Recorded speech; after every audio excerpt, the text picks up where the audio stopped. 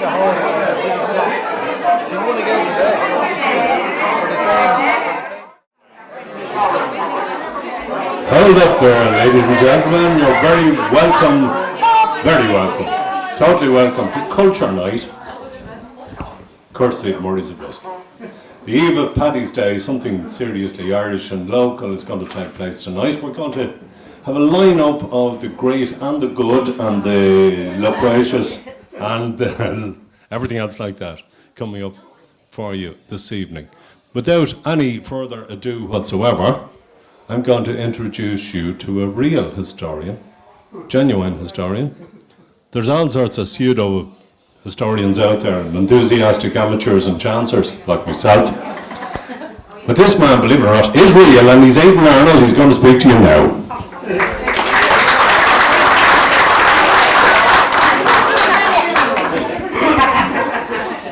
I'm told I should hold on to this. Listen, thanks very much, Jim. The beauty of that was it was short and sweet, and I hope that we keep that up for the evening. I want everyone to enjoy themselves. I want nobody to be bored out of their wits, and so I hope we have a lot to get through. There's 6 people here. By the way, it's lovely. Thanks to everybody coming. It's great to see such a great gang of the ICA. They're always there. They're as dependable as the weather.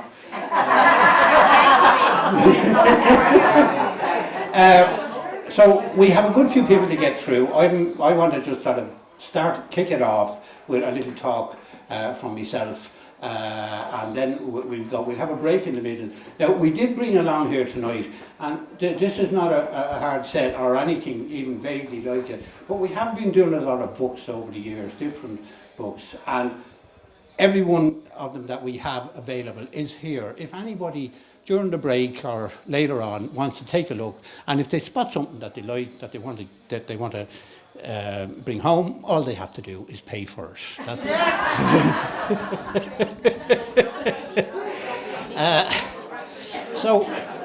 so with that, I know tomorrow is Paddy's Day, and this should be the start of festivities and entertainment. Eileen's sweeping there looks like she's getting ready already. But I'll kick off, and I want to kick off with. It's not very long, but I think it's quite interesting. It is actually to do with my own ancient family, but you know, most people in Ireland they claim that they were out in 1916 or their granddaddy was out in 1916 or whatever. Mine was nowhere to be found.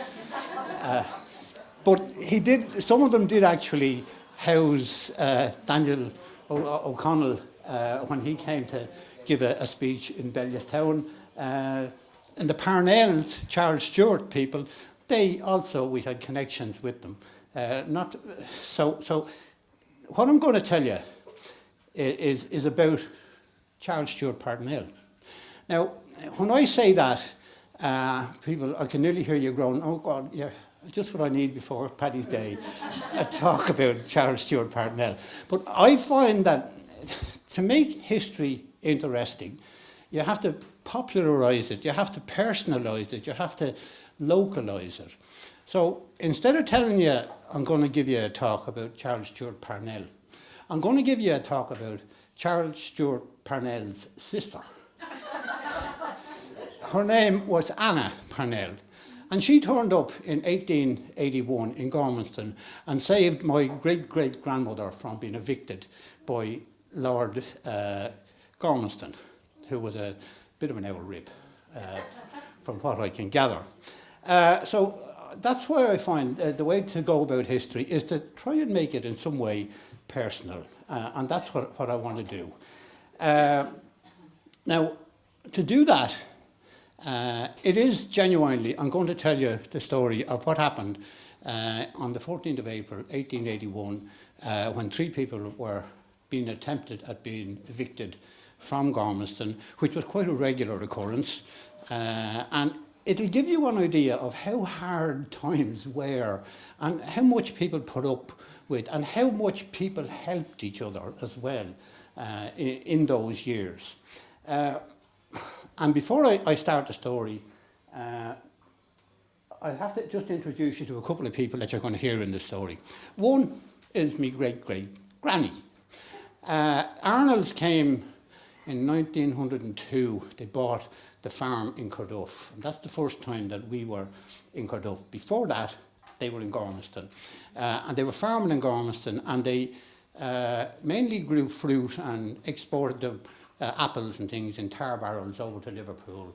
And don't ask me why they came to Carduff at that stage, but for many, many times, Lord Gormiston had tried to evict them and various others along the way. So that's my great-great-granny, Thomasina Mary Arnold. At the time, she was a widow. In fact, my grandfather, he died quite early and left the wife to annoy the people. And my great-great-grandmother as well, he died early, and she was left on her own. She wasn't left on her own, she had a couple of sons. So she's one of the, she seemed to have been a fairly, she was a tough old lady, I'd say. You didn't push her around, from what I can gather. So her name was Thomasina, and in fact, you know, my grandfather was Thomas, my big brother is Tom, so we've actually managed to sort of pass the name down along the way. The next person I want to mention is Anna Parnell.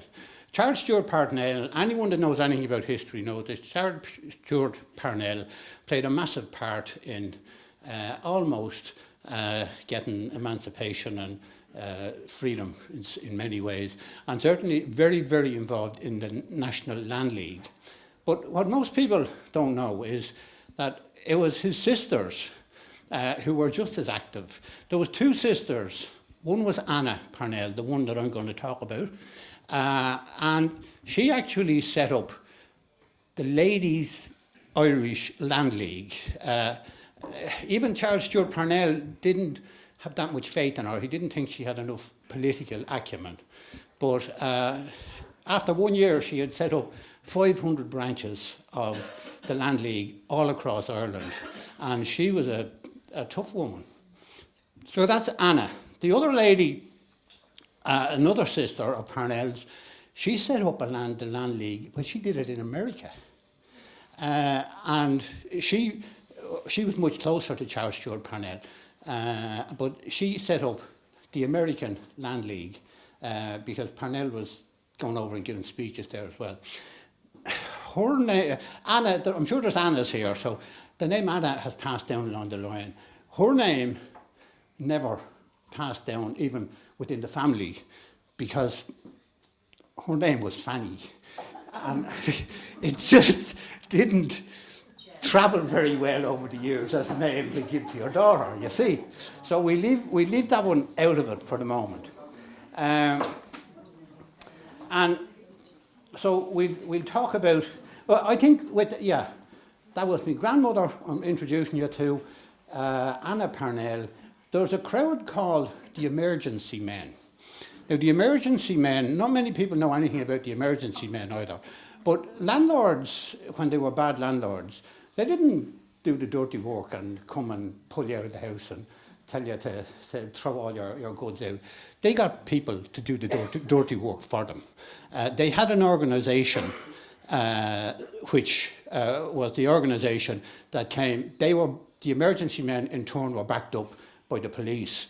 So if I talk about the Emergency Men, these were the guys that really kicked you out and threw your bags out after you. So they're the few people that I just want to mention. And usually evictions, they didn't come singly. Like, they'd usually get about 150 policemen. So, I mean, in Julianstown, in the Knoll at one stage, there was 10 people who were being evicted. So they draft in 150 policemen, they draft in emergency guys to do the dirty work, and that's the way it worked. So this story comes from, my sources here are, believe it or not, Australian newspapers of 1881. Most people think that when the famine and everything else, that the Irish all travelled to America.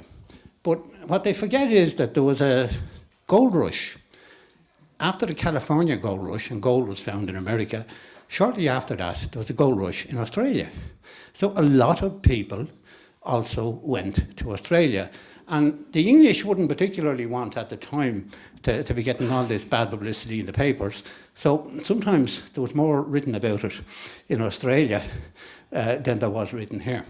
So this is a story. And okay, I have to read this, but it'll give you an idea of just what it was like at the time to go through this, right?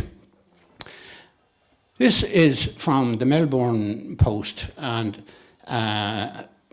it says, the intimation of the intended eviction of a tenant on the property of Lord Gormanston. And I went to Gormanston. I never realised the history of how my family were persecuted. And if it wasn't for my own grandmother, I'd say she persecuted Lord Gormanston as well. Okay, the intimation of the intended eviction of a tenant on the property of Lord Gormanston at Gormanston on Monday created widespread interest and excitement. Besides the eviction of the tenant referred to, Mr. Tommy Tiernan, his sales for realising rent were also on the cards for the day of the holding of Mr. Arnold and Mr. Purfield. All the holdings lie very close, just outside Gormanston College as we know it now, Gormanston Castle. The scenery, this is what the paper said, the scenery around there is very lovely, richly wooded and highly cultivated. Acres upon acres of fruit gardens are attached to the holdings, donating the care, skill and unremitting toil of an industrious district in the principal fruit garden of the Dublin market. Just now, when the fruit trees are shooting from the tender green of their leaves, and as in the holdings from which the tenant was to be evicted, the bloom of the blossom has already snowed the apple trees. The place looks beautiful and literally smiles a garden. Extensive preparations were made by the authorities for supporting the arm of the law. A strong force of police from different districts in Meath, under command of Sub-Inspector Raleigh of Slane, arrived at Drogheda station by the up morning express at 9:45. Soon afterwards, several prominent members of the Land League movement appeared upon the platform. And then the train from Dublin steamed in, from which alighted 5 of the emergency men, escorted by the police. The emergency men had revolvers in their coat pockets. Cheerful story, this, right? Now, a deputation from the Drogheda Land League attended, and Anna Parnell, sister of Charles Stewart Parnell, also attended, accompanied by a deputation of the Drogheda Ladies Land League, which sounds fairly terrifying to me. The 2 deputations proceeded by road to the scene of action. At Smithstown, a triumphal arch spanned the road, and another at Julianstown and another at Elmgrove, with the motto, "Down with Landlordism." On arriving at Gormanston, large crowds welcomed Miss Parnell, cheering vociferously, and Miss Arnold, daughter of one of the tenants, came forward and presented her with an address of welcome, to which she fittingly replied. An immense concourse of people had assembled from the counties of Dublin, Louth and Meath. From Drogheda, a large number of people came by road and rail, as also from Green Hills and the Westgate Band. From Julianstown, a large body of people came with another band, and among those attending were all the leading farmers and a long list of mainly clergy, actually, from Duleek, from Ardcath, from Drogheda. So, anyway, on for Gormanston was now the word.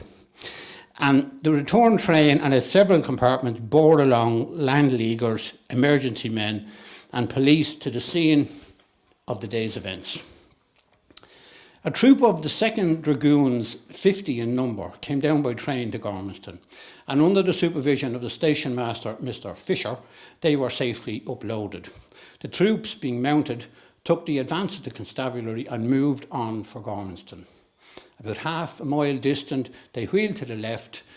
I often did it going to school, towards Gormiston College, or Gormiston Castle.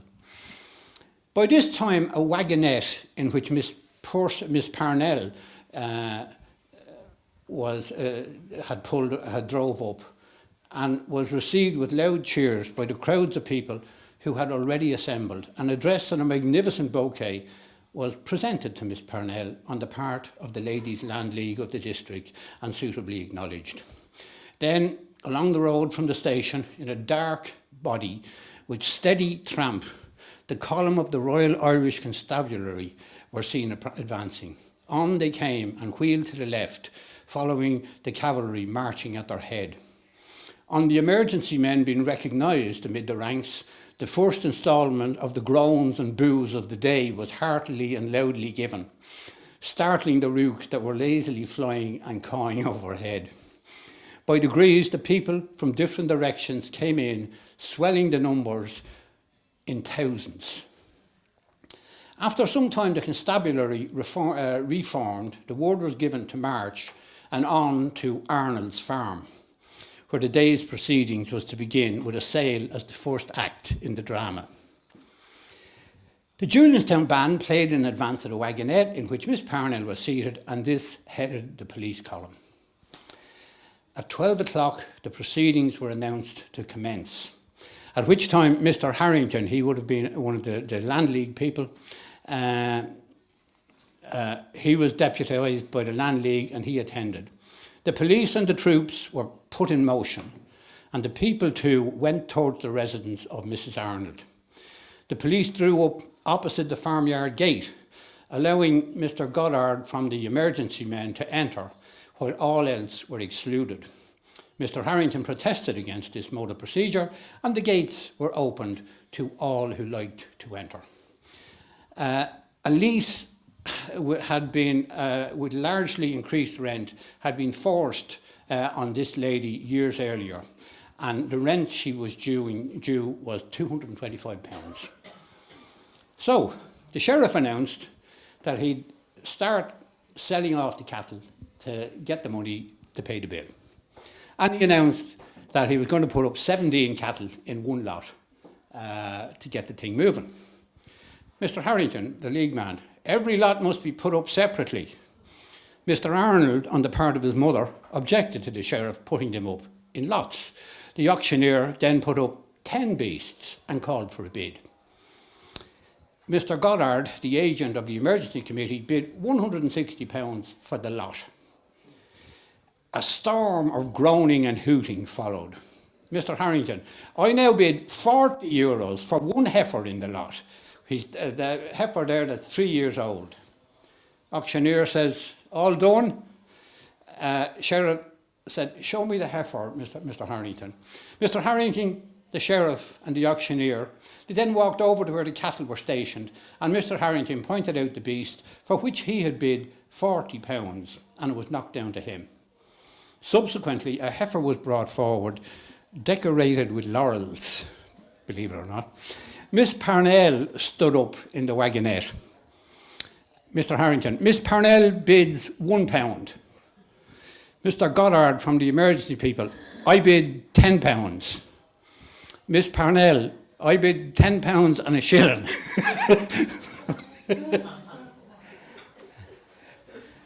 This wasn't going well for them. Auctioneer, any advance? There was no response. Mr. Harrington, addressing the sheriff, then said, the tenant is now prepared to pay the debt. We'll pay no auction fees here today. The next sale was at the Poorfield residence. Cavalry, police, people and bands all proceeded. The amount of the sheriff's warrant was £74 and 5 shillings, a year's rent.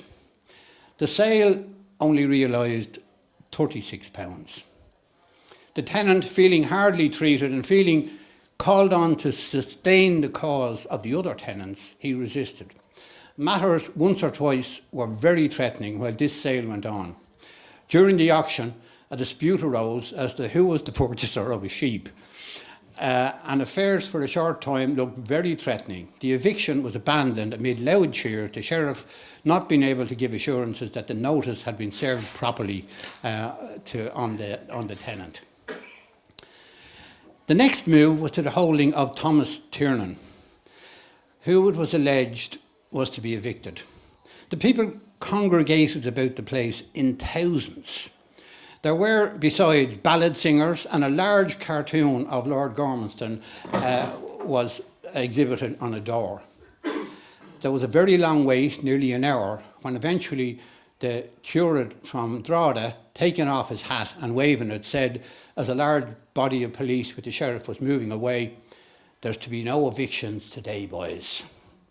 Loud cheers greeted this announcement. It was stated that some informality occurred and the sheriff could not execute the decree. I presume informality meant cursing and swearing and telling them what they thought of them. The Reverend Chute from Stamullen, he was called on and he made a short address. He said they would never lower their colours. Mr. Harrington had done great work for them, and so had Miss Parnell. And a voice from the crowd shouted up, "3 cheers for the cow she bought." So Miss Parnell, on rising in the wagonette, was welcomed with a storm of cheers. Now, Miss Parnell, she was a very feminist woman, way ahead of her time. She used to give out and say, the men did all the talking and we have to do all the work, and which is a terribly stupid thing to say. But at the same time, she did seriously get things done. So anyway, up she gets. She said, "Well, ladies and gentlemen, I think we've been very badly treated today, but we've been brought so far and kept so long in this sun and deprived of our eviction after all of that. Perhaps it's a strange thing that I, who have lived so long in Ireland, have never seen an eviction, and perhaps I never shall see one." She'd only set up the first of the Ladies' Land League 3 months earlier, and I'm sure, so she wanted to get out on the road, and I think it was fairly smart. She knew that evicting an old lady in Gormanston, it's going to be easier to defend her than to defend, a line of 10 farmers and the police will lash into them. So anyway, it's a strange thing that she said, "It appears to me that the time is coming when evictions will be out of fashion. Now, gentlemen," she said, "you're to be congratulated on the order you've kept here today. But I see there are still some men who have not learned how not to break the law." And Charles Stewart Parnell was very much a constitutional man, and a man who never wanted people to go out militantly and do things. He figured out ways to do it within the law. So he said, "Some men have not learned how not to break the law.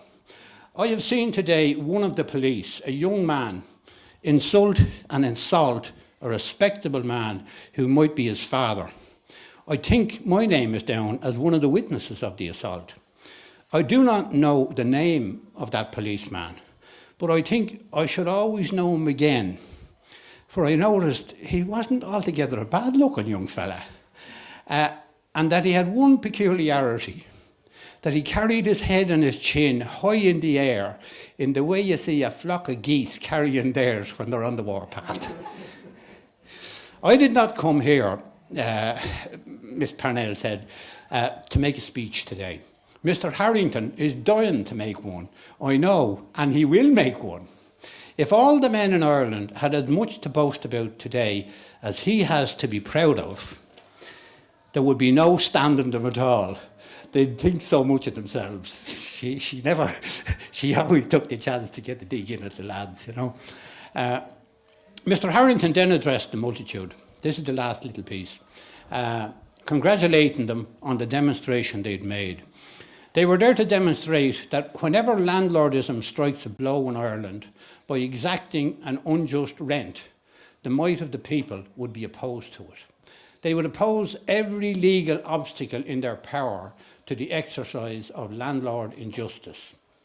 That display of force brought there that day did not intimidate them. No, although the landlord did all in his power to do it, Although a cowardly and an uncivil government lent all the aid they could, still the people were triumphant. All this parade of power cannot be maintained if every man among them who is prepared to make the same determined and legal resistance, landlordism and those who will put up with it will be crumbled to the dust.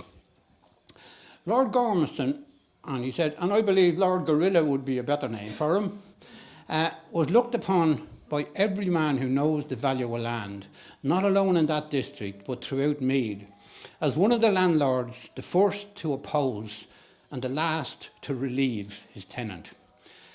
Through the mode of organisation and education of the people, they hope that they will eventually put an end to this land grabbing in Ireland.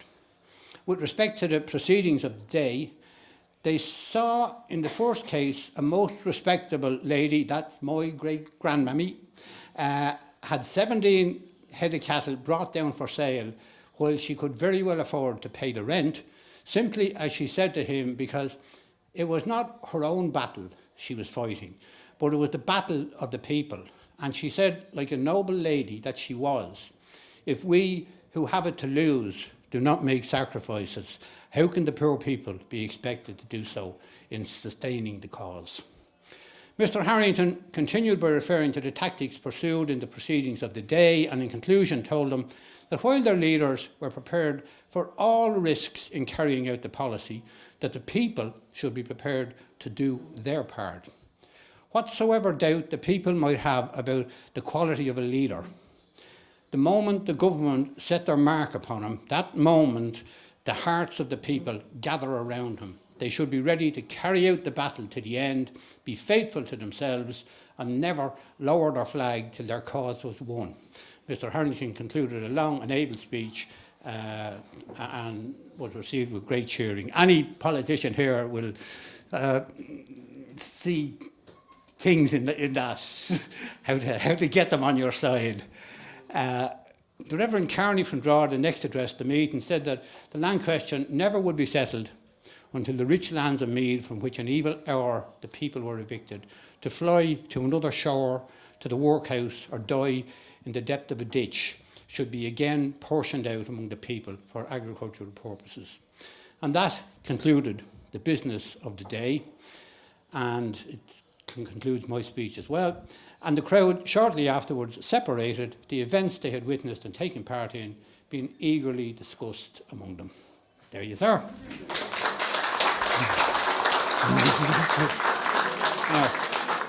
Now, I know that was a little bit on the heavy side, but I think it was interesting to sort of make history feel a bit real to you sometimes. So, that being said, listen, by the way, we're going to have a break. There's going to be 3 people talking. Me, the next one that's talking is Jim Finnegan, who is going to give us a bit of poetry to lighten up the proceedings, and then there'll be a third speaker. We'll have a break then, because we want people to be able to sit and chat and have a drink. And even, I'm sure Murray would be glad if you even buy a drink. So, Jim, Jim Finnegan is a great old neighbour of mine. I was going to say old, but unfortunately it's true in all the senses of the word at this stage. Jim has always took a fantastic interest in Lusk, and it's lovely to invite him. I write these things purely for sport, so I hope I don't offend anyone. But the first one I'm going to do for you is my heart attack. And I wrote, out walking one morning I first felt the pain.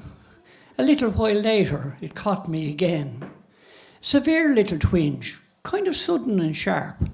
Thought to myself, should I practice me harp? Now, I'd always been healthy, the odd dose of the flu, but pains in my chest, that's something new.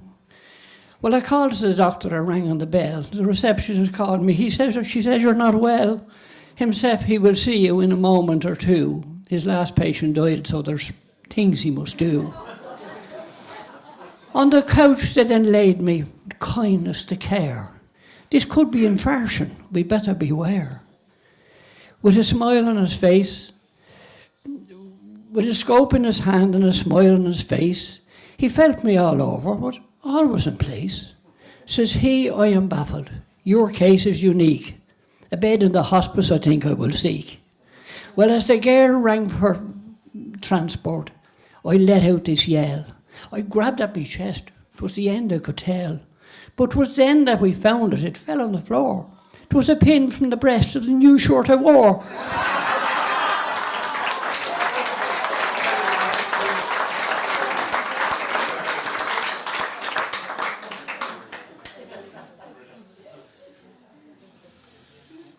Now, this next one is a simple little one called Wheedling.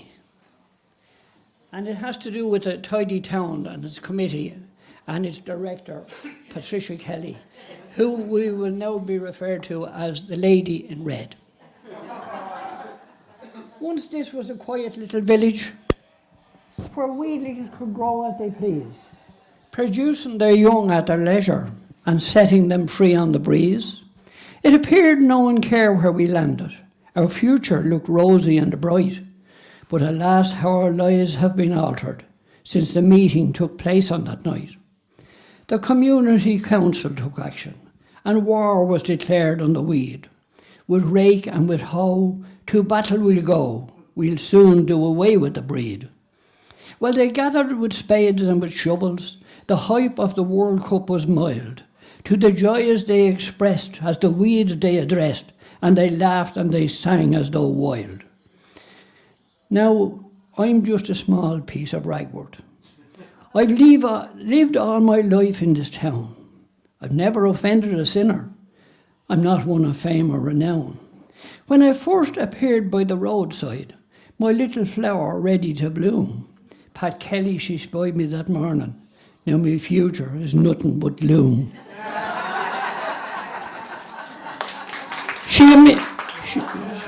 She immediately called on her henchmen. She told them that I'd have to go. They were joining in some competition, and weeds, well, they don't want to know. Well, I popped up again at the top shop. John Flynn was on duty out there. He said you must go, so I went down below, where Frank was ensconced on the square. Now, the green is restricted to flowers. It's always so spick and so span that one day I declare, as I tried to land there, I saw a dog pee in a can.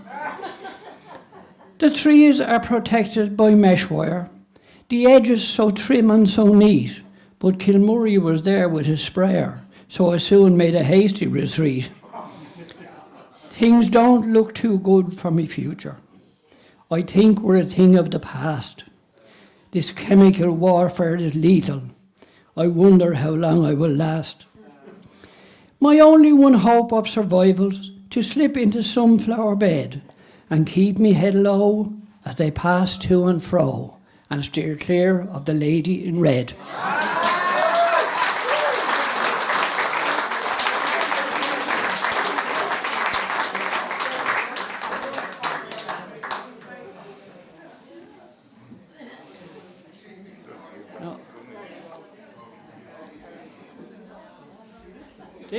This is a fall back to old school days when you told stories in school.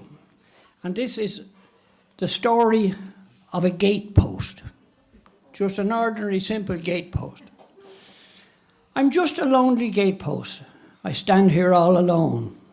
My height is 4'11". I'm cut from solid stone. I was chiselled by a mason and shaped with loving care. Then he made another like me, and we became a pair. We were taken from the quarry, to the country we were bound. 2 holes were dug and ready, we were placed into the ground. As the concrete set around me, sure it nearly broke my heart to see that they had placed us 8 long feet apart. Well, they hung a gate between us, 2 hinges and a lock. The farmer's field was now secure. 'Twas solid as a rock. For years we did our duty. We earned our keep each day. The master's herd was safe inside, and strays we kept at bay.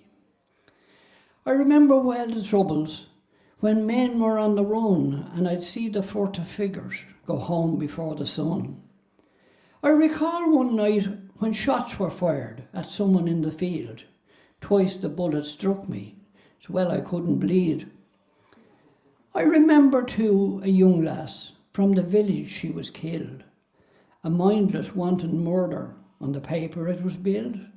Yes, I had seen it happen as they went out for a walk, and the killer was a local, 'twas well I cannot talk. Romance too, I've seen it, when the moon was bright above, and the young man from the manor came down here with his love. But their love was doomed to failure, he would never take her hand, for his father said, son, use your head, you know she has no land.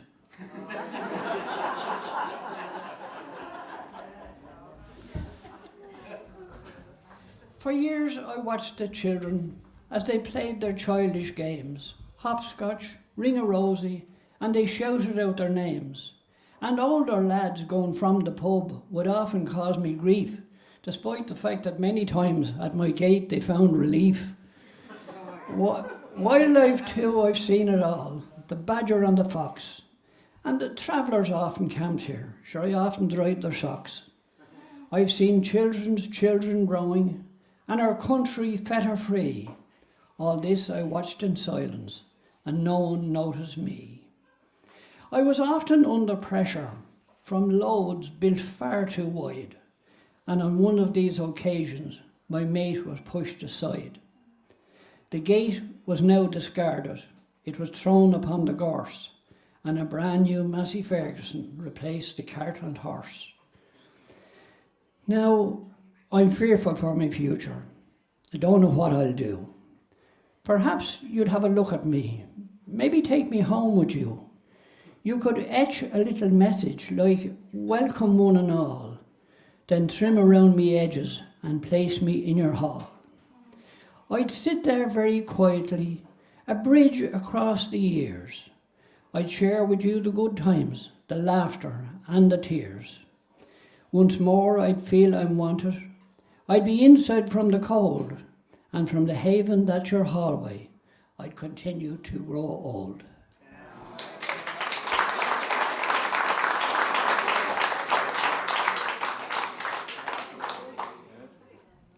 This one I wrote following a conversation with an old lady whom the postman used to call to in his younger days, and he'd always have a cup of tea with her.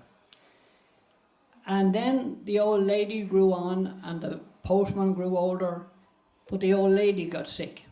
And then the postman would come to her, whether he had letters or not, and he would make a cup of tea for him and her. And then the postman retired. And this is what I wrote about the woman. The postman called this morning, upon me door he knocked. In view of recent rise in crime, it's kept securely locked. But I could see him through the window, he was moving to and fro, and he shouted, Mrs. hurry on, for soon I'll have to go. Now, I've been in my 80s, I find it hard to rush. So having slipped the bolts and chains, I said give it a push. Well, he hit it with his shoulder and he landed on the floor. And would you believe it, holy God, the post was for next door.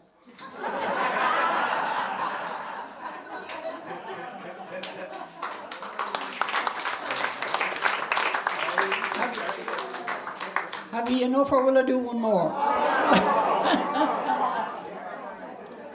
This is the story of an ordinary workman going about his job during the day, and the times that we're in, things were happening very quick, and this man was on the bin round, so this is him telling a story. I called him to the doctor. He said, you do look ill, but rest assured you can be cured if you take the proper pill. Now he pills for every ailment, in every shape and size, and they came in diverse colours and worked on girls and boys. He told me sit up on the couch and strip down to me waist. When he saw that I was hesitant, he told me do make haste. He said I'll take your temperature and check your vital signs, and I'll test your lungs for damage done from years of those woodbines. I tried to tell him all the time that I was quite all right, but he insisted he continue. In my eyes he shone a light. With a nice pop stick he clamped me tongue, so tight I couldn't breathe. No matter how I struggled, still he paid no heed. He then took down this tubing, a funnel and a jug, and he said in half a jiffy, I'll rid you of this bug. By now I'm near demented. Panic has set in, for I hadn't come for treatment, I'd come to get his bin.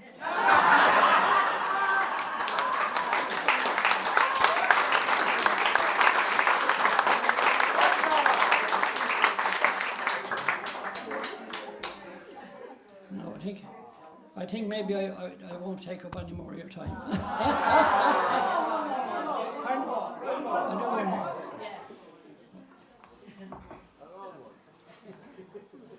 Oh yeah.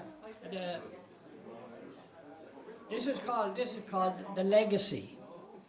And I wrote this one after being talking to a few disgruntled farmers. And it's all right, Dennis.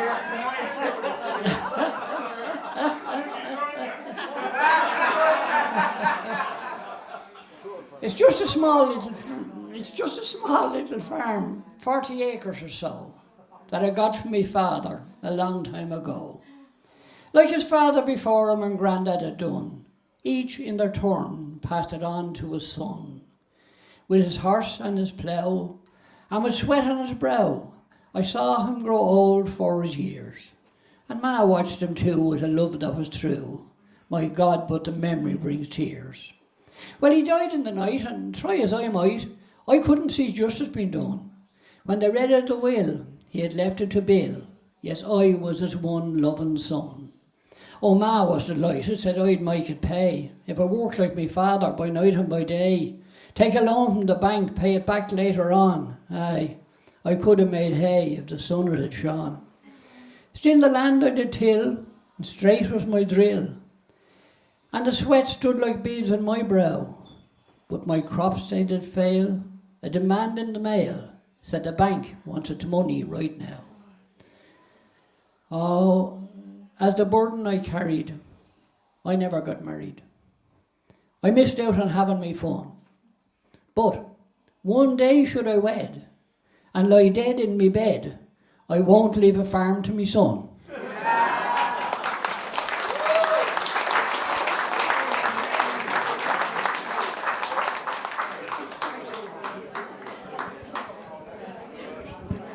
That was really, really marvellous, Jim. You know, Jim is carrying on one of the sort of oldest Irish traditions. There was always the poet and it wasn't just down the country, it was in Lusk too, it was everywhere.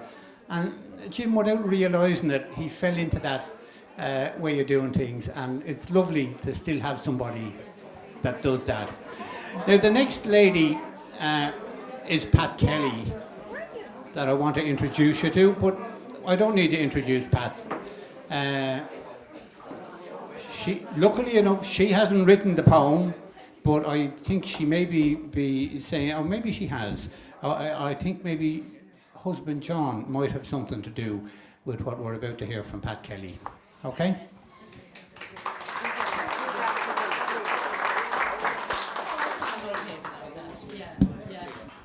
Just say follow that after Jim Finnegan. Thank you, Jim. We always enjoy your poems, and welcome everybody. It's lovely to see everybody here this evening. This is the first time we've ever had the occasion of being able to speak to people in company like this, and it looks as though we might be doing a few more of them. What do you say? Yes, yes. And it's lovely. It's lovely to see all lost faces today and some new people that have come along, and I hope you enjoy it. And a very happy St. Patrick's weekend to everybody. As they say in America, have a happy holiday. So, I won't keep you too long, just have a little picture there. Now, a certain Mr. Hilary Belloc, he was a Frenchman, wrote, "All that can best be expressed in words should be expressed in verse. In our village of Lusk, we were fortunate to have had Matt McCann, Pipes Bentley, Leo Don, who wrote many a verse for us. Now we have Jim Finnegan, Arthur Palmer, Damien Donnelly, who are able to catch the various aspects of life in their own unique way with words.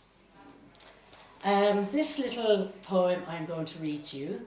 Every year, the National Heritage Week, they always have a theme. And 2 years ago, the theme was Share a Story. So the late Leo Dunn wrote this for us, and I'd just like to read it to you, if I may. Once upon a time, the story goes. I wonder if it's true, or is it imagined in the mind of the teller? Its tellings, you know. Oh, sorry, I'll read that again, sorry. Once upon a time, the story goes, I wonder if it's true, or is it imagined in the mind of the teller, you know who. For every time its telling's told, it gathers more momentum and twists and turns so many times, the story's never ending. But storytelling is a craft that very few possess. The teller weaves his magic words to keep us in suspense. And when the story's over and we're suitably impressed, the teller smiles a wiry grin, content with his success. Jim.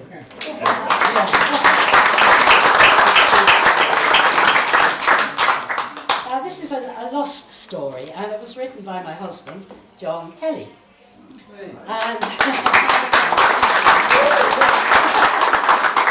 And he's titled it Some Memories of Youth. To an average Irish youth, the 1950s did not have much hope for the future. There were no jobs and there was very little explanation for the situation. After all, ours was a glorious history. Ours was the only true religion. Ours was a distinctive culture, and we had our newfound national independence. That was enough for most people, but not for the jobless youth. At 16 years of age, your education and surroundings gave you an identity which was a little uncertain. The slow pace of life in the parish of Lusk had a mostly peaceful effect on life. The exciting exception was sport. A boy could read about heroes from far and wide, past and present. The progress of the Dennis brothers in the Dublin Boxing Championship could be checked in the Sunday papers. This is the Dennis brothers. They were great boxers at the time. You can have a look at that later. Tommy was the star. His battles with Carabini, Maguire and others were national news. The pride of place also glowed with the achievements of the hurling and the football teams. The opportunity to join the Lusk Boys Club was the beginning of active involvement in organised sport. We were taught PE, training, boxing, table tennis, etc. The club was run by the Dennis lads, Christy Jenkinson, Jack Ryan and others. A local pilot, Michael Cusack, gave us talks on flying and airplanes. The discipline and skill of the boxing training was a great boost to everyone's confidence. There then followed juvenile and minor football. This was driven by Pipes Bentley, Joe Dennis, Joe Carton and others. The measure and mettle of everyone was assessed along the way. The 7-a-side tournament played on a reduced playing area were a great attraction in the summer evenings.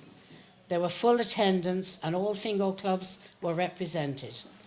The Fingal League administered the Gaelic games and the rules with passionate fervour. Soccer and rugby were not entertained. If a Gaelic player was caught playing or attending these games, they were banned. This special sporting spirit was mostly ignored by the players, and reluctantly, in the mist of time, it passed away. We had an open-air handball alley in Lusk. On Sunday morning after Mass and in long summer evenings, the court was abuzz.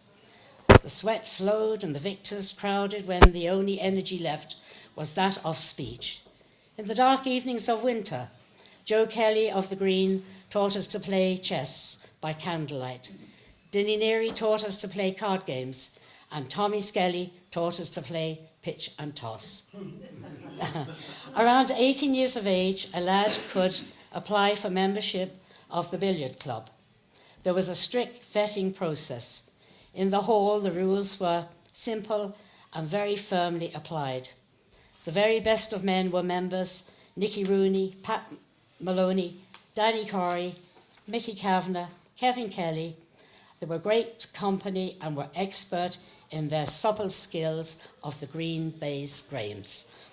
So in our village, sport was an important bridge between the rather uncertain world of youth and the more earthed world of mature men. The toleration of defeat and the odd victory in sport would colour the lines of many from there on. One man at least had such a legacy and a lifetime of sporting involvement in many sports in many places. For the most part, the people you encountered were worthy of your admiration and respect. It is said that sport does not build character, it reveals it. Perhaps that is why, at one time, Lusk was a village full of characters. Thank you.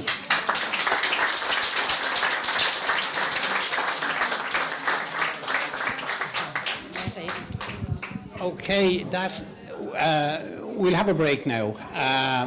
Now, just let me say, Pat, over the years, has collected an enormous amount of stuff about Lusk, and she has brought 2 big books here with pictures of, just if anyone feels like browsing through them, to look at them. And as I say, if anyone wants anything that's up here, just come to me and we'll sort it.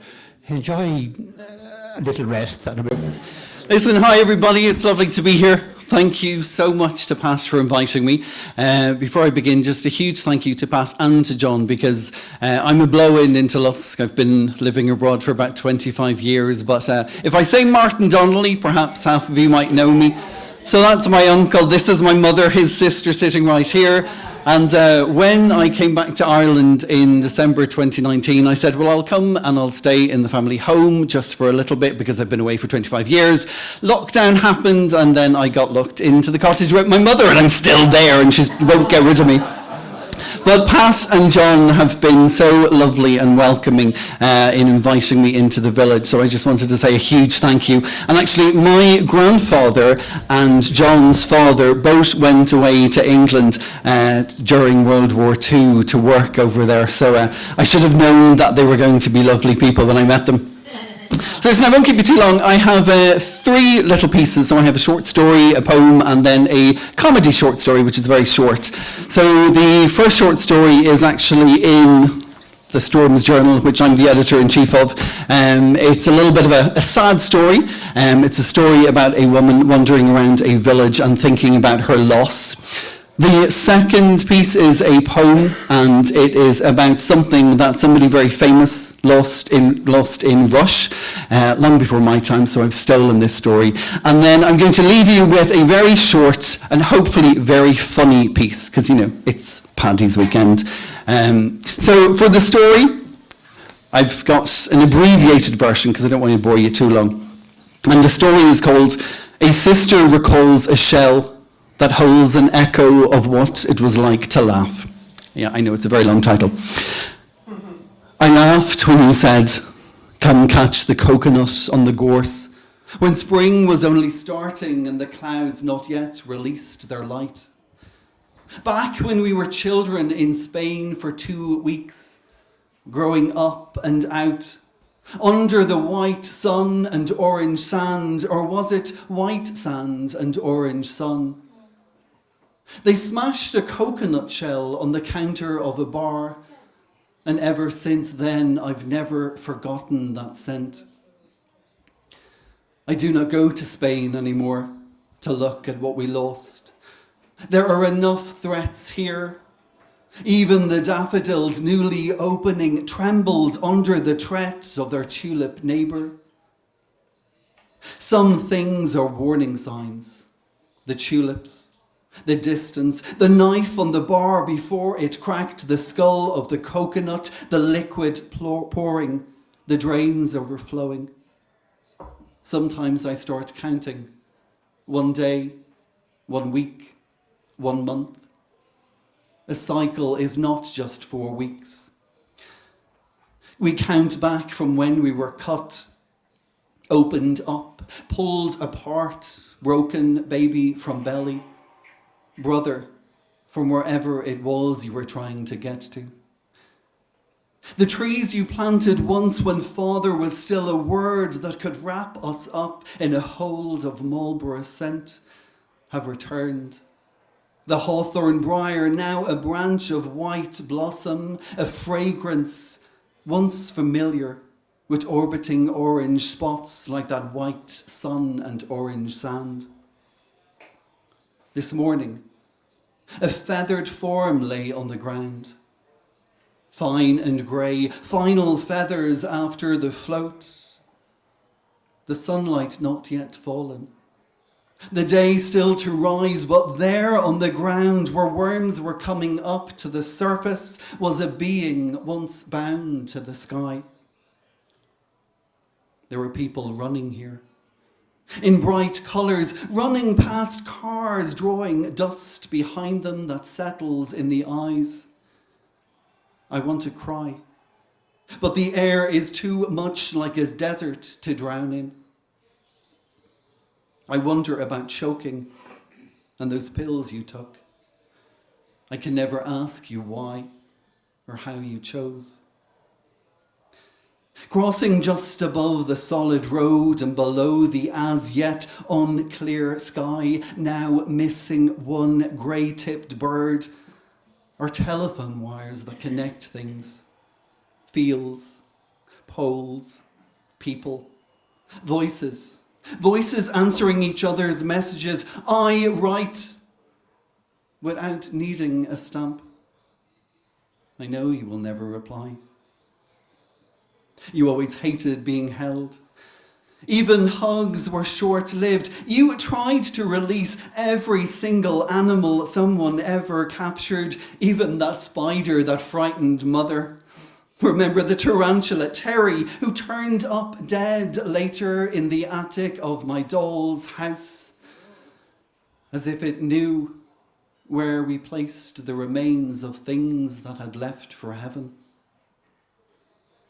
Michael sprayed the far field with silage last Sunday, while I turned that single room back into a study, folding up tiny things never to be worn and placing them in boxes next to yours in the attic. There are enough things in there to drown in, even with all its dust. The Sandersons have another white horse, grazing now under the sycamore, eating everything that's grown green. Or is it a green horse, eating everything that's burning white? I was never good at telling what was what.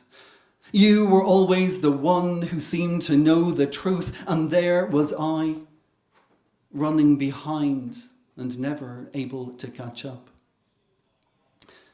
The roads in this village all turn back in on themselves. I do not know how you managed to get out. I'm still here, still smelling the white coconut on the yellow gorse, a part of me still burning under an orange sun, here on the green grass where grey things have met their final days. I feel very far from the sounds we left behind in Spain and its shells, one of which holds an echo of our laughter. I imagine it is as bright as the moon in the darkness, the last sparks of our youth that now only I can remember. Thank you very much.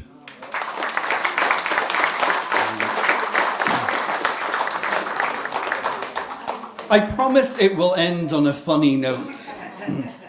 So this poem actually is going to be in my next poetry collection, which is coming out next year. It was originally published in the Rush Times, so we're getting a little bit more local.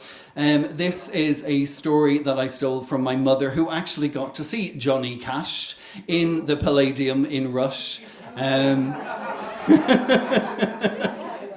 And if anybody has the yellow jacket, the leather jacket that he threw from the stage, if they could return it, that would be very good. So this is called Walking the Line. Somewhere in the next town over, at the far end of a greenhouse or in Rogerstown's former dump, is a leather jacket once tossed from the stage when Ring of Fire raged in Rush. When stars rolled up next to big bands after the cities shut, and small towns were after parties for legendary blow-ins, giving too much of themselves, including the clothes on their back. Legend now tells of this shooting star, broken bottles, sniffing at lines he used to walk. I walk that way now. Past emptied shadows where the Palladium once rattled, no longer home to the echo of all that roll.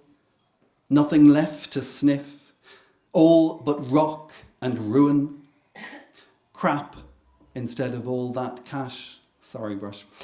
And once came through it, that crashed into this small town, tossing into the crowd his hide, far from those lights of the stadium. Later, this town became to be a place to pass through, a post office and a turn off to somewhere else. But in the 60s, people came from everywhere just to be here. Here, in a chipper with a jukebox playing tunes as far from local as the legend they caught one night on stage, between the lines, cutting chords and shedding his skin over the audience who only ever wanted to taste different. Fish and chips and rock and roll and the rings of fire, legends they tell me of, while I walk across these lines, catching debris blowing across his 40 shades of green.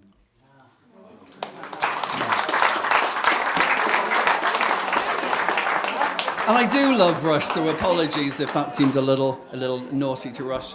So I promised I would end on a joke, on something funny.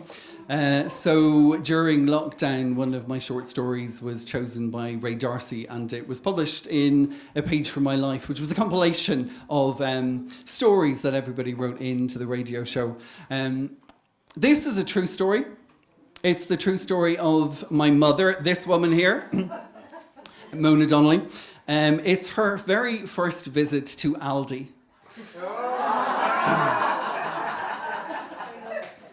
She thought it was going to be a little bit like Brian Thomas. It wasn't. The Aldi excursion. We're going to Aldi tomorrow, me and the mother. She started making the list last Sunday. She's never been before.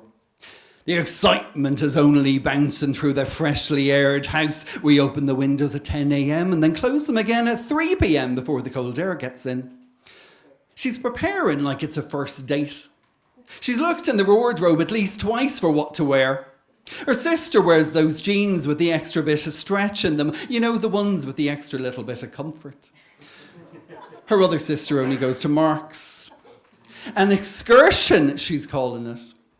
Oh, they've a lovely price on their beans, she said.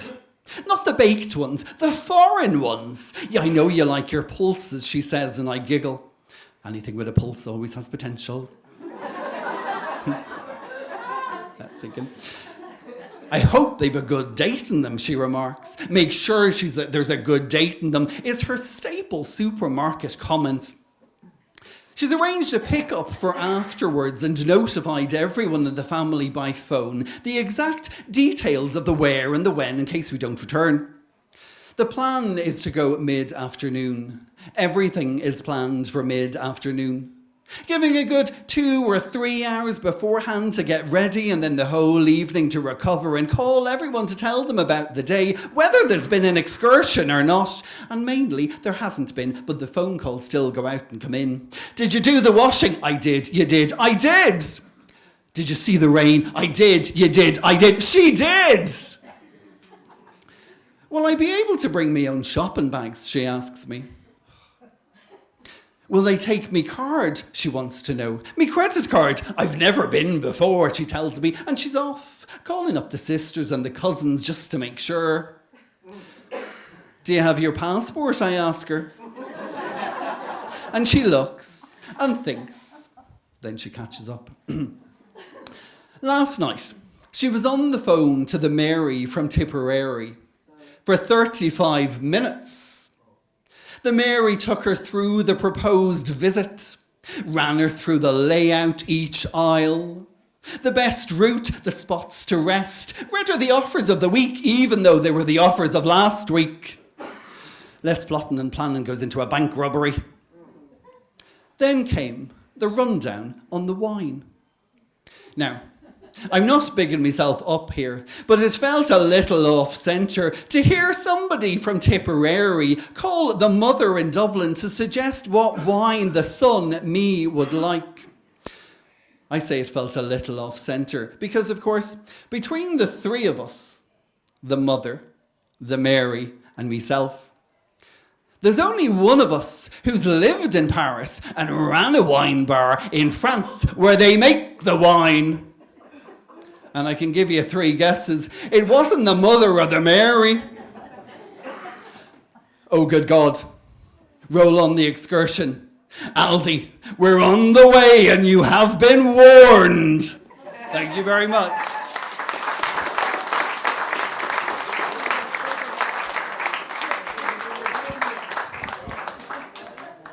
Damien, thank you very much. I had an irreverent thought when I was listening to the excellence of that. And there used to be a lady a long, long time ago, a fairly scary lady in Lusk called Sadie Corraway, God rest her. And I remember when I used to go to Mass and I'd be reading the epistle, and I was beside Sadie, and I got up and I read me piece. I came down and Sadie leaned over to me and she said, "Son, you're a credit to your voice." So the same with yourself there, Martin. Okay. Or Damien, sorry about that. Okay, now, can you follow that, Sean O'Gorman? I know we're going to have a very different style coming up now. Sean is a great man at the moment. No, he always has been a great man, I'm sure. But he's doing an awful lot for promoting history, for promoting travel. He has a very fine taxi. If you pay him, he'll bring you anywhere, anytime, any place, and he'll entertain you all the way there and all the way back. So Sean is going to do a piece at the moment. So can we just give him a round of applause?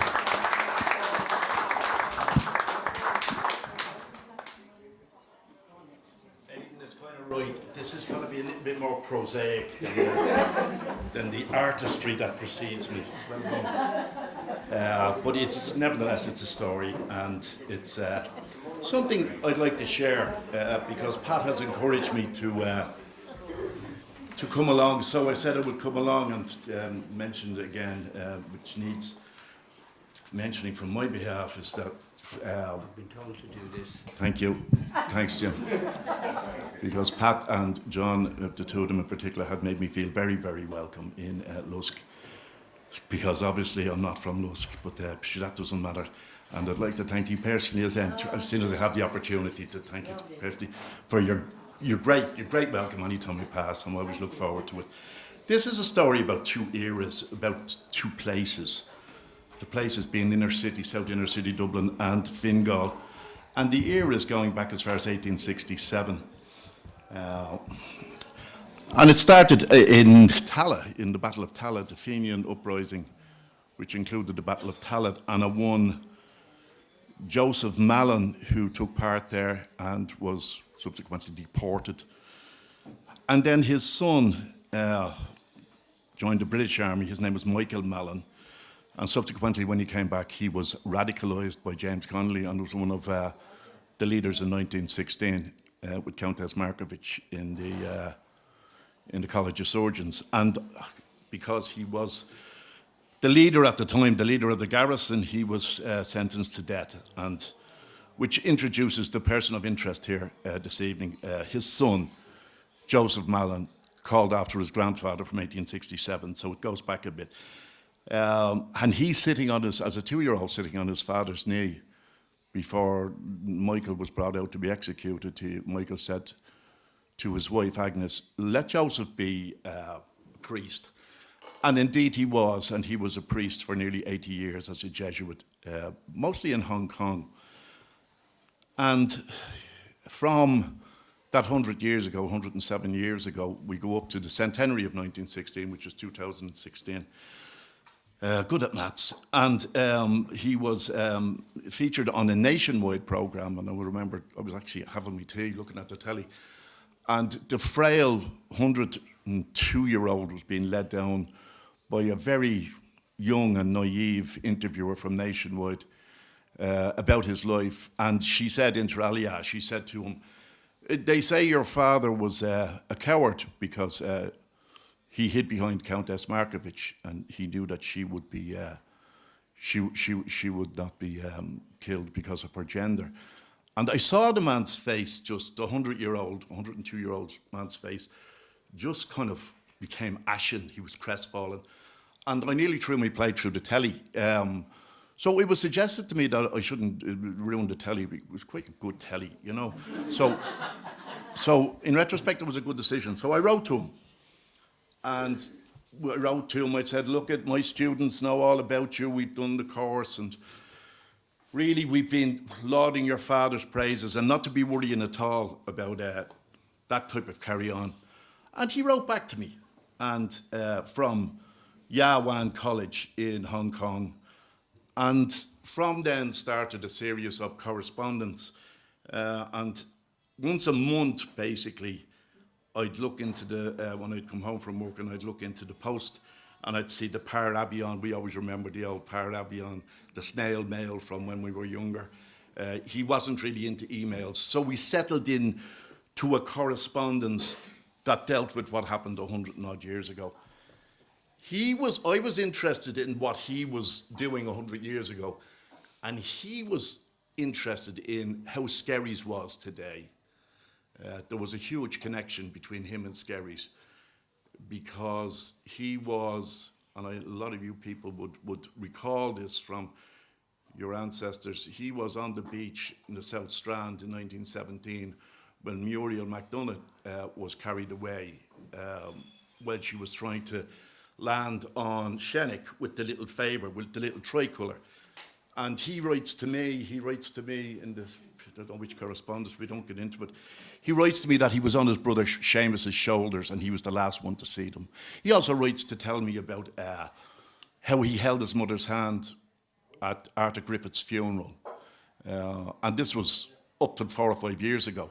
So I'm getting all this stuff in panorama from 100 years ago, written to me personally, and I thought it was hugely, hugely entertaining for me and fascinating for me.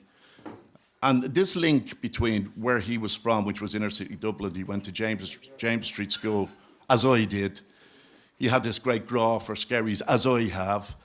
And it really kind of crystallised in one occasion when my sister Maura, who was talking to an old woman who was actually the same age as him, Bridget Hoyland, 104, and she was talking to her, she lived in Cantfort, which is named after another hero of the revolution in the South Dublin Union, as you know. They was next door. And she was discussing my mother, who would be the same age now as well. And then she said to Moira, Mrs. Mrs. Hyland said to Moira, well, you know, there were Mallons there before your grandfather took over. And Moira said, no, I didn't know that. Yeah, apparently Agnes was the widow of a fella who was shot, and she brought her family there. So Moira then checked with the council records, and Agnes Mallon was given 105 Cantfort as one of the first kind of estates in inner city Dublin before we got our independence, just around 1920, 21, just as we're getting our independence. So I suddenly realised that Joseph Mallon lived in the same house as me, unbeknown to us. Yeah, strange. Of all the bedrooms, it was a 2-bedroom house. And I don't know, it's a 50% chance I was in the same bedroom as him years later. But I wrote to him, and he agreed, and he described in great detail the house that I grew up in and the house that he grew up in. And I like to think there's some sort of film where Groundhog Day or something like that. I seem to be in parallel with him all the time. I won't live to be 104.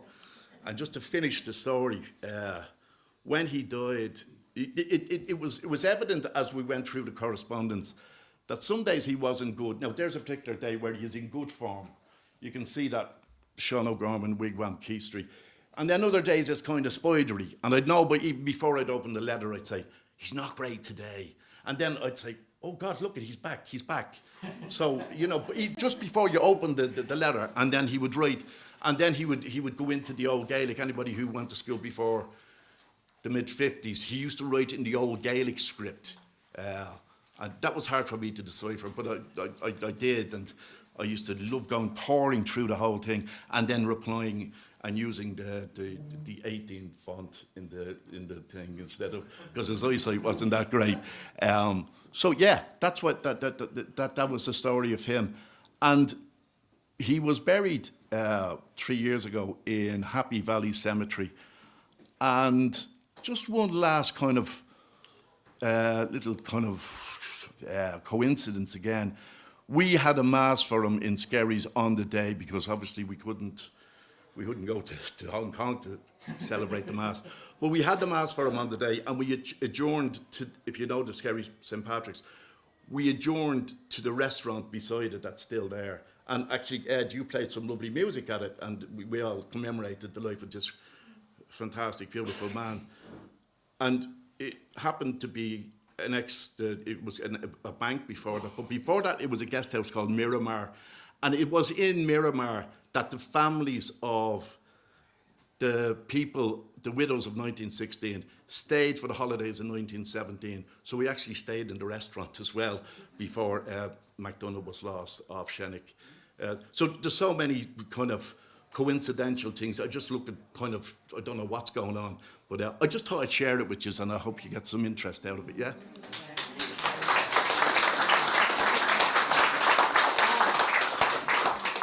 Oh yeah, Pat's been very kind. There's a get-together called Saints and Scholars. Superstar here is involved, and Ed is involved, and Pat's involved, among other people, in the Katie Hunt Cottage, that fabulous cottage that's been redone.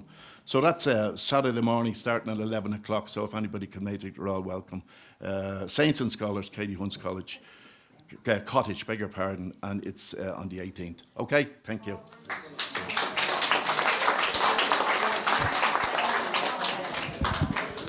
That was absolutely wonderful, Sean. I really was moved by that, and I think stories like that make it worthwhile when you come and something totally out of the blue that you don't expect.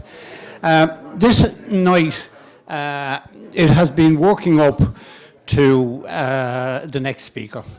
The next speaker is a very humble man in his way, but he has written this absolutely marvellous little book, Tales of Gales and Bales. My God, we tried so hard to come up with names, and we came up with some terrible names, but at the very last minute Jim came up with this, and I think it suits it very well. It's a wonderful little book, Jim has a great way of writing down things and making us remember things that we have forgotten forever until suddenly we read a word or we read something like that. And he also has a way with words. So Jim, I'm going to hand over to you. And this is the last speaker. So thank you very much.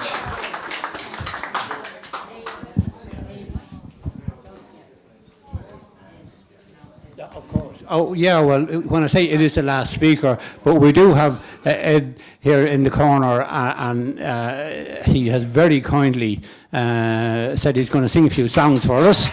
So let's not underestimate the talent we still have ahead of us, okay?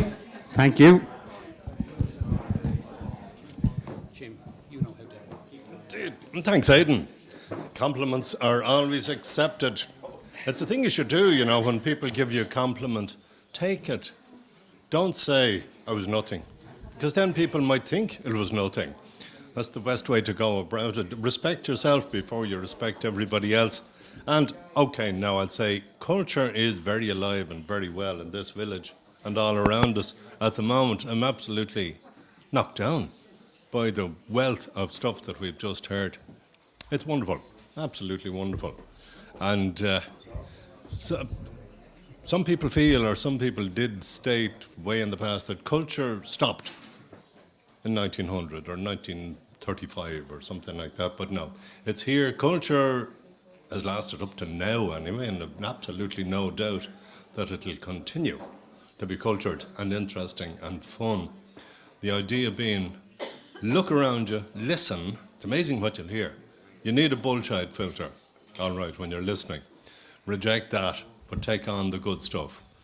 And while you're listening, look around you as well. Associate stuff. And if you hear something good, write it down, because you'll forget it. That's how it is. I had marvellous, wonderful, witty things that I thought up over the years, forgot them. Didn't write them down. Somebody else get the credit for them afterwards, because they might have thought them up as well. But the idea is, respect yourself, and don't forget, as we go along, to enjoy yourself. It's never too early, never too late to start enjoying yourself. Somebody sang about it, you know. Enjoy yourself.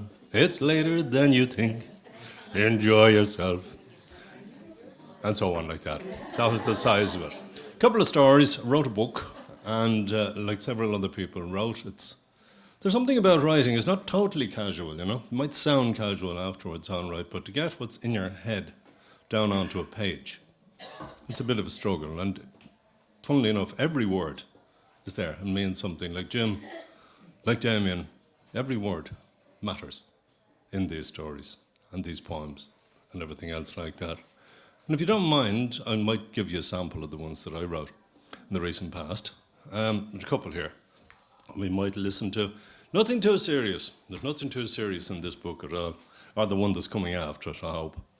And this particular little one is called Boot on Tour, for reasons that will become obvious as I read it. And it goes, a summer morning is better than any morning. When the sun is shining, there's not a cloud in the sky, it's better still. The earlier, the better. The youngest member of the Farrell family was up and doing. He had plans, and they had to be properly carried out. I have to go to Skerries today, Ma. Mickey Byrne has gone to the circus. He wants me to go for company. This wasn't going to be easy. There were 7 girls in a row in the Farrell's house before this fella came along, and he was the apple of his mother's eye. She couldn't bear for him to be out of her sight. When he got a job with Tom Larkin, she found many a reason to pass by whatever field he was in. If he was playing a game of cricket or football, there she'd be on the line, and woe betide anyone who tackled him or slighted him. He had a dog's life. Result, he'd never been to Skerries in his life. Dunall, yeah. Stamullen, yes. Ballybocken, Garristown, yes. Drogheda for boots or clothes. But that was it. No, you're not. Skerries, is it? That's a horrid place. Everything you have will be stolen. And I told you before, don't be knocking about with that Mickey Byrne, he's only a pup. No, he's not, Ma, he's all right. Sure, I'm nearly 16 years of age. I'll be grand in Skerries. Them circuses are wrong. Father Sweetman was saying the other Sunday there were occasions of sin. I'm sure they kidnap young lads and bring them out for him. No, Alexander Farrell, you're not going. Don't call me that fucking name, Ma. I will. You're my special man and you have a special name. This lad would give us 2 ears to be called Johnny or Jem or Charlie, but not that bloody title. Look, I'm going, Ma. We'll be there in no time on the bikes, and we'll be back early. You don't know the way, and it's uphill all the way, and all the way back. The first thing they'll do is steal your good bike. I've no money to be buying you new ones. The old grub you get over there will poison you. I'll lock up the bike, Ma. I've my own money. I can buy what I want. Sure, you could give me a bit of a sandwich or something to bring with me. I won't have to buy grub. Mrs. Farrell knew she was beaten, but she wasn't happy. And she wouldn't be content until he was back under the thatch. She wrapped up a fairly hardy heel of brown bread. It wouldn't do to have him enjoying himself. And gave him about 6 yards of a chain and a padlock for the bike. One more try. It'll be raining in no time. That bright morning is a very bad sign. Not at all, says he, I'll be grand. Now, if Mrs. Farrell only knew, Mickey Byrne wasn't going at all. This was a solo run and a try for independence. So at 12 o'clock, away he went, a bit lopsided on the bike with the weight of the chain, but grinning like a dog. This was the life. The knoll never looked so well as he shot through it and took the Bilbriggan Road and passed the big house at Reynoldstown. Giving it speed, wasn't uphill at all. He turned at Dollahasey, the home of all the Caseys, and through the Mat and Bow Hill. He'd done serious research on the best route he could take. At Balrotherry, he headed up towards the Black Hills. From there, he could see Skerry sprawled out in front of him, with its islands and its beaches. It was like everything he had ever imagined. A bit of caution must have trickled down from the mother, because when he was about 1.5 miles from the town, he took to the fields and chained the back wheel of the bike to a hardy ash tree and took to his feet. Just before he hit the railway tunnel, he tried the lunch. It was a brown heel about the shape of a hatchet and not much softer. So he gave it to a dog he met. The dog went off and buried it in the hope that it might get tender. Skerry's on a sunny summer day in 1950 with a circus in town. It was packed. It was Las Vegas. It was Monte Carlo. It was Rio. Young Farrell was beside himself. He pushed through the crowds, slapping his pockets to make sure the pickpockets his mother had warned about didn't dip him. At every turn there was something new. There were 3-card trick men. There was a strong man. There were shops and stalls. But a lunch might be in order now. A few oranges, a bag or 2 of chips, 4 tomatoes, a bottle of red lemonade, a bottle of Sidona. There was never hunger in Farrell's house, but the fare was fairly plain. This was gourmet style. Having eaten and drank and seen the sights at his leisure, young Farrell parted with a tanner for his circus ticket and found himself a seat on a plank at the back of the crowd with his head stuck to the canvas and settled in for some serious entertainment. Live music, trumpets of all sorts, a bundle of white ponies doing their stuff in the ring. He couldn't wait for tigers and trapezes and girls in tights. Now, the human digestive system is a very complicated process. Our man had a good one. His mother was convinced he was delicate, but he was delicate the way a goat is delicate. No problem with brown bread and porridge and cabbage and bacon or an odd chop. Apple tart, buttermilk, bring it on. But introduce a half dozen oranges, a sack of chips, tomatoes, a bottle of lemonade, that's the problem. He knew he had to go. Down through the crowd like an east wind. Out through the flap, people everywhere. No toilets, not as much as a bush to reverse into. What the feck? Round the tent, people everywhere, the belly swelled out like a bucket. Tripping over ropes and enclosures, he found himself in with Princess Penelope's 19 performing poodles. Not a bit nice were they. They coursed him and hunted him till they pinned him against the big old lion's wagon. They concentrated on one of his boots, which they tore off and ate. The lion had a look at him, but nature took its course. It had to happen. Farrell got a hand to his braces, but too late. And when the lion heard the delicate sound of the young man exploding into his corduroys, he went and he hid under his bit of straw. Now, what was going to happen? Nothing in his life so far had prepared him for this. Marooned 12 miles from home, a mile and a half from his bike, destroyed, disgraced, with only one boot. Only hope. Take to the gardens and back lanes. If anyone saw him, he'd just have to kill himself. He emerged out through the tunnel. Only comfort was it started to rain, and rain it did. Eventually, after losing his way several times, he landed back to his bike storage, good old chain. The back wheel was still firmly locked to the tree. Only thing, the rest of the bloody bike was gone.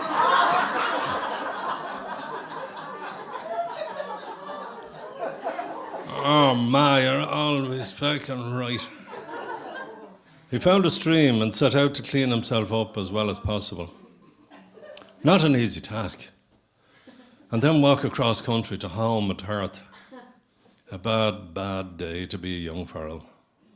Hours and hours chased by cattle, torn by briars, straying from his route, stuck in bogs and still suffering aftershocks from the fruit and chips. He was close to exhaustion when he came into familiar country. Mickey Byrne thought he was having hallucinations. His phone didn't ring.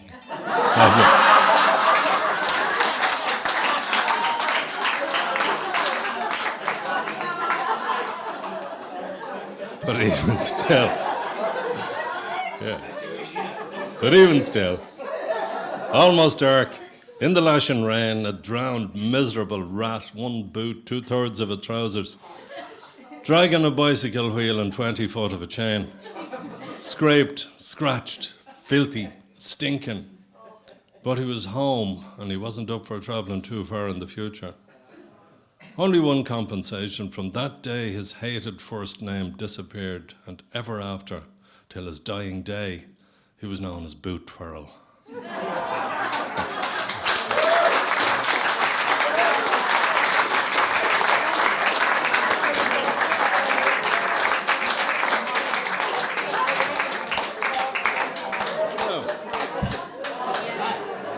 Have you time for another?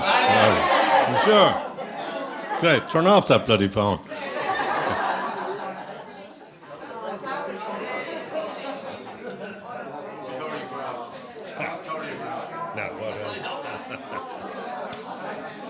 Right, this story is not in the book, but it's to be, might be in the next one, something like that.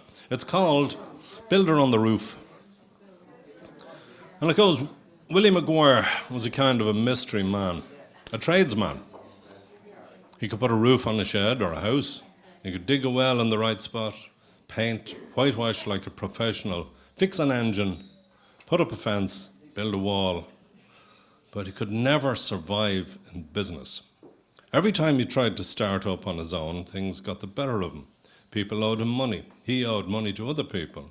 Work fell behind. He'd have to go on the beer for a week or so, and it all fell apart. Happened regularly. So eventually, all he could do was work casually for the local householders and farmers, paint a roof here, put up a fence there, get the few pounds. All was okay until, in spite of all guarantees, Willie just wouldn't report for duty. The job in hand abandoned. No sign of him until A, the money ran out, or B, he was too sick to make his way to some pub. Then 4 or 5 days for recovery, his own form of rehab, and back to work. Oh, never again. This is bullshit. I'm done now. So on. People still employed him because he was good, a perfectionist in all that he did, and not too hard to pay. Anyway, Willie was just about finished a job for Tom Larkin. The job was putting a fence round a garden. Fair undertaking. It was a big garden, neglected for 40 years, at least, since Tom's grandmother passed away. In her charge, it was a wonderful place. Flowers for every month of the year, gravel paths, arches, creepers, fruit of all kinds. Old Agnes Larkin was a legend. Grew up there, of course. Daniel Larkin married the only daughter of the Johnson family, and she minded that patch like a queen would. It had been slipping ever since, gate broken, fence down, sheep and cattle sneaking in, until now when only the hardiest plants survived, an odd lilac and fuchsia, a few apples and plums. Tom would occasionally say, "They're the best apples in Ireland," when he'd grab one in passing.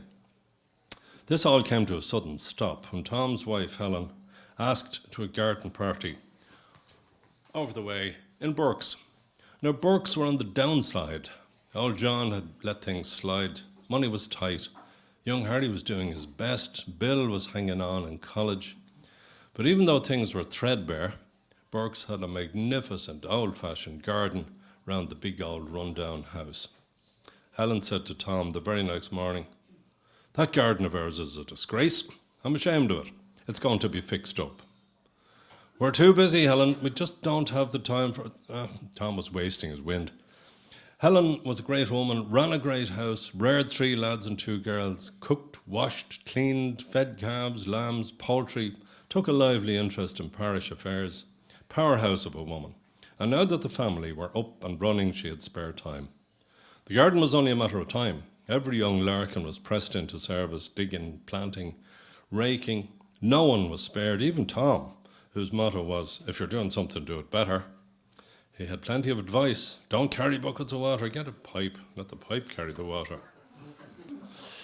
Woolly Puss, the dog, was quietly going about his business, burying a particularly good bone. And what a kick in the hole he got. Wasn't a bit happy about that. Poor old Woolly Puss started life with a real dog's name like Rex or Tex or something. But, like Boot Farrell, and because of a big old hairy snout, someone called him Woolly Puss, and it stuck.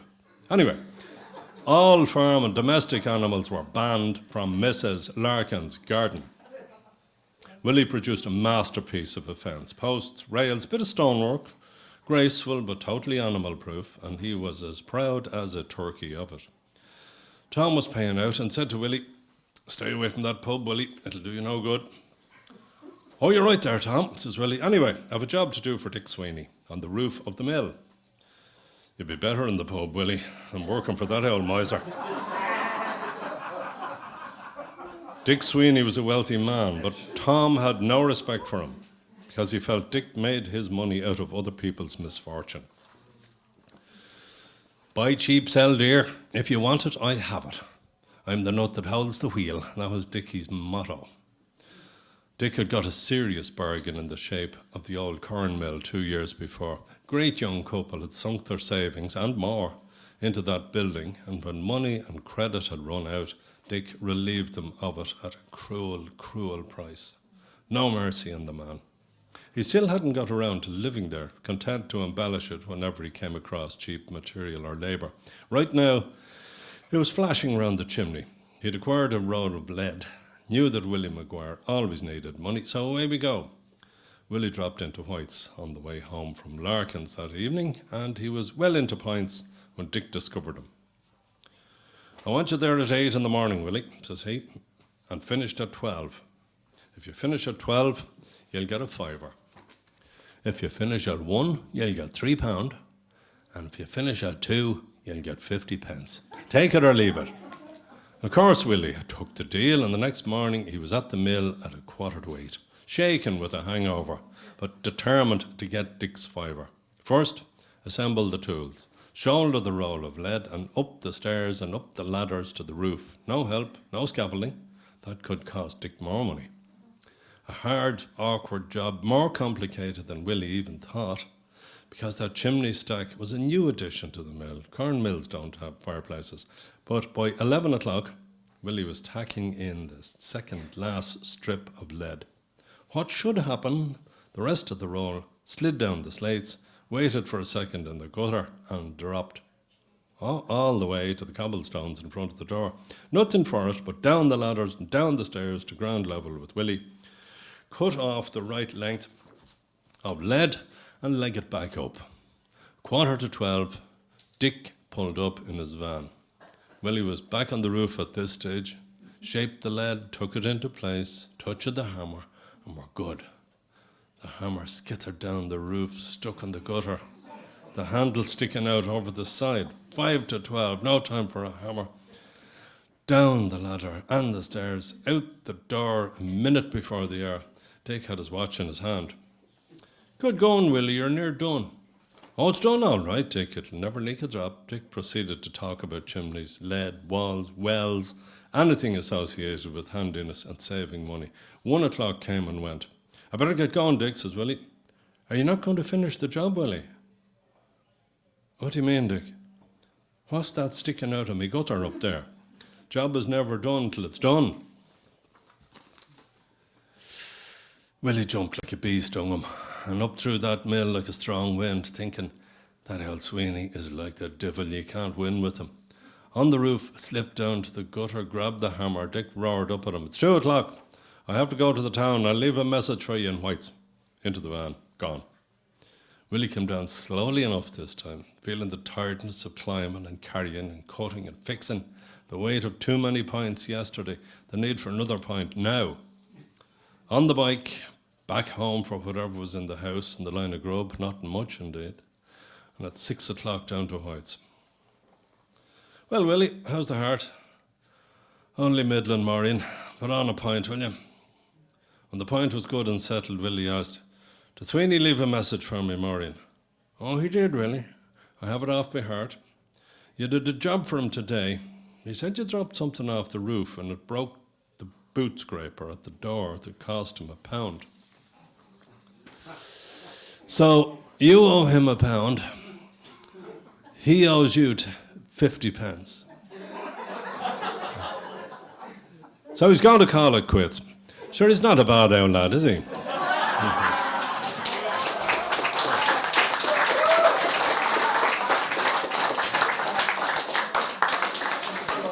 Ladies, gentlemen, thank you very much for taking a listen and giving you back to the chairman and master of ceremonies, Aidan.